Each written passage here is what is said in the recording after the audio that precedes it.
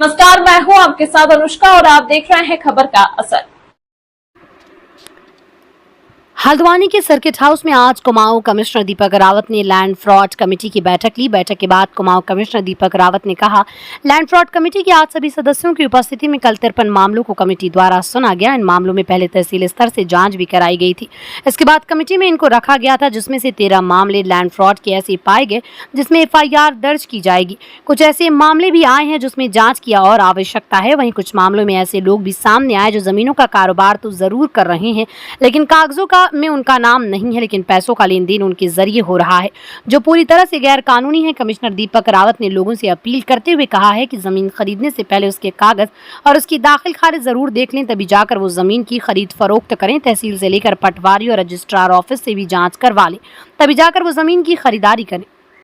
ये land fraud committee की आज मीटिंग हुई और इसमें सभी मेंबर्स उपस्थित थे। इसमें पिछले जो 7-8 महीने में शिकायतें अलग अलग स्तरों पे प्राप्त हुई, जिससे लगा कि ये लैंड फ्रॉड के मामले हो सकते हैं। उसमें एक आप कह सकते हैं छोटी जांच, एक समरी इंक्वायरी पहले तहसील के लेवल से कराई गई। उसके बाद यहाँ पे इन मामलों को सुना गया, शिकायतकर्ताओं को भी बुलाया गया। तो कुल 53 मामले आज कमेटी के सम्मुख आए थे, जिसमें से 13 मामले ऐसे पाए गए जो FIR करने के लिए ठीक हैं, उचित पाए गए, उसमें FIR की जाएगी।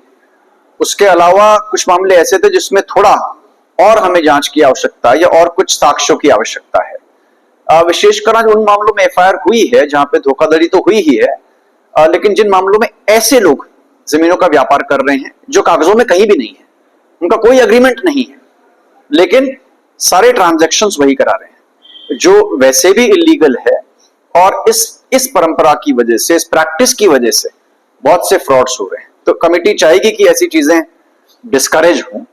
साथ ही साथ मैं मीडिया के माध्यम से अवगत भी कराना चाहूंगा कि जो हमारे क्रेतागण हैं, जो भी जमीन खरीदते हैं, एक बार जरूर उस भूमि की ड्यू डिलिजेंस करवा लें, एक बार उसकी पुख्ता जांच करवा लें, संबंधित लेखपाल से पूछवा लें या तहसील से पूछवा लें, सब रजिस्ट्रार ऑफिस में जाके उसके 10 साल के एग्रीमेंट्स हैं वो चेक करवा लें। या कई बार लोग ऐसा भी करते हैं कि कोई एडवोकेट साहब के पास चले जाते हैं, वकील साहब के पास चले जाते हैं, वो भी एक तरह से उसकी पुरानी ट्रांजैक्शन डिटेल्स निकाल के देख लेते हैं कि जमीन ठीक ठाक है, कोई इस पे लोन तो नहीं लिया हुआ है।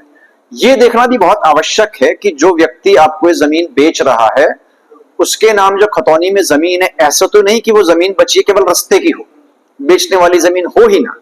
तो मैं चाहूंगा कि इस पे भी जो हमारे क्रेतागण हैं वो ध्यान दें, लैंड फ्रॉड का शिकार ना हो। और बाकी कमेटी के सम्मुख जो मामले आएंगे उनको तो खैर हम विस्तारित करते रहें।